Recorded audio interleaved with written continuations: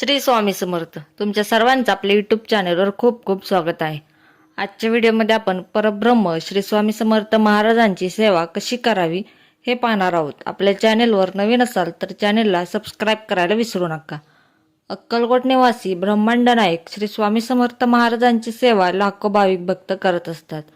परंतु अजूनही असंख्य भाविकांना स्वामींची सेवा कशी करावी, स्वामींची पूजा कशी करावी याबद्दल माहीत नाही.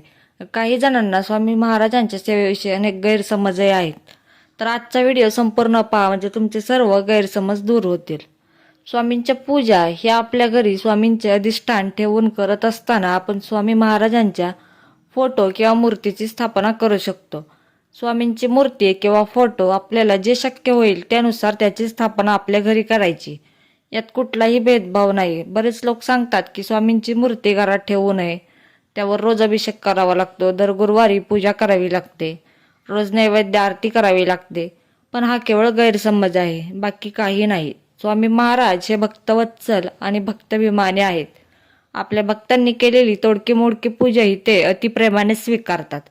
आर्ततेने अर्पण केलेल्या केवळ एका कमल पुष्पाने धावून येणारा आणि अनंत कोट्यावधी भक्तांचे केवळ नामस्मरणाने कल्याण करणारा परब्रह्म अपुऱ्या पूजेअभावी आपल्यावर रागवेल ही भावना चुकीची आहे. तेव्हा स्वामी महाराज रागवतील ही भीती स्वामी भक्तांनी मनातून काढून टाकावी. जशी जमेल तशी स्वामींची पूजा, भक्ती व सेवा करावी. आपल्या घरात, देवघरात आपल्या इच्छेनुसार स्वामींची मूर्ती किंवा फोटो ठेवायची.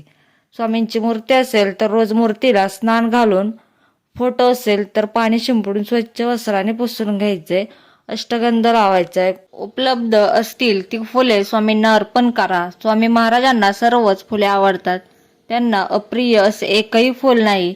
तेव्हा तुमच्याकडे जे असतील ते तुळशीपत्र, मंजुळा, फुले कोणतेही स्वामींना अर्पण करा. नंतर अक्षता व्हायच्या आहेत.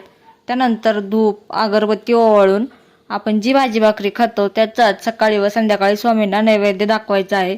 एखाद्या वेळी शक्य नसेल तर दूध, साखर, पेढे किंवा फरसाण ठेवले तरी चालेल.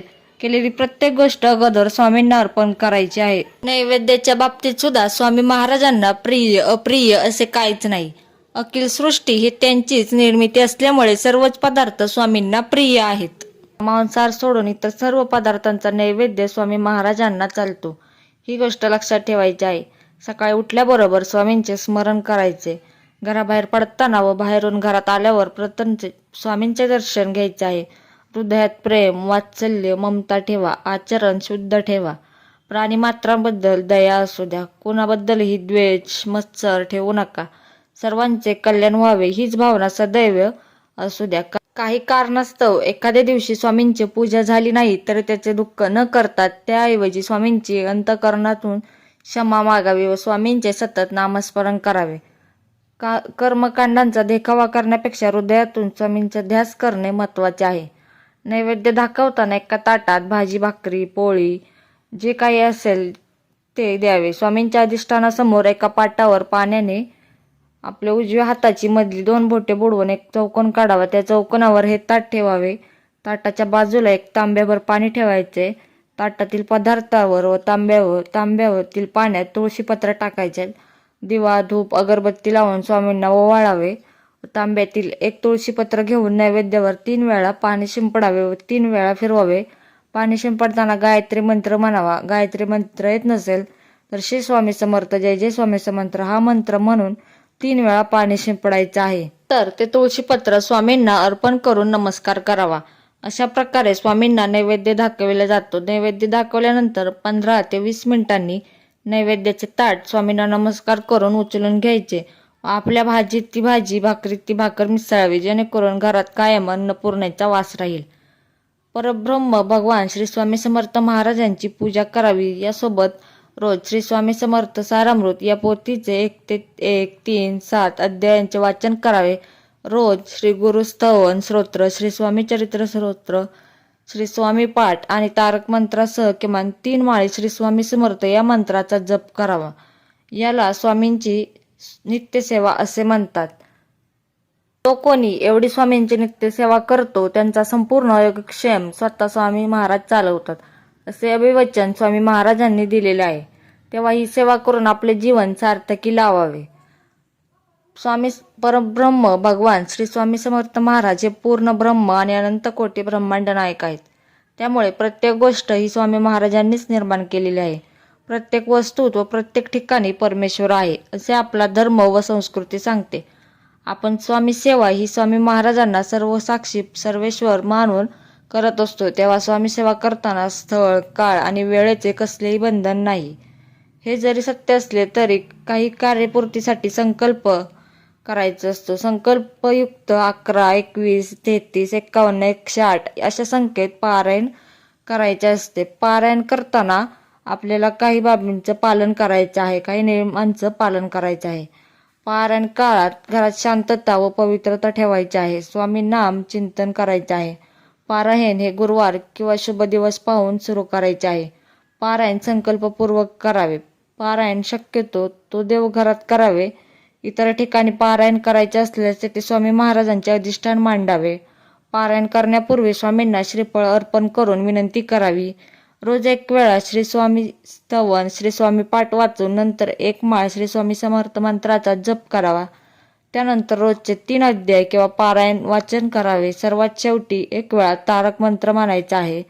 ग्रंथ चौरंग किंवा पाटावर ठेवायचा आहे. पारायण करताना पूर्व किंवा उत्तरमुखी बसायचे. दिवा व अगरबत्ती चालू असावी. अध्याय वाचन सुरू करण्यापूर्वी एक वेळा आनंदनाथ विरचित गुरुस्तवन वाचावे आणि एक माळ श्री स्वामी समर्थ या मंत्राचा जप करायचा आहे. तसेच रात्री झोपताना एक वेळा तारक मंत्र म्हणायचा.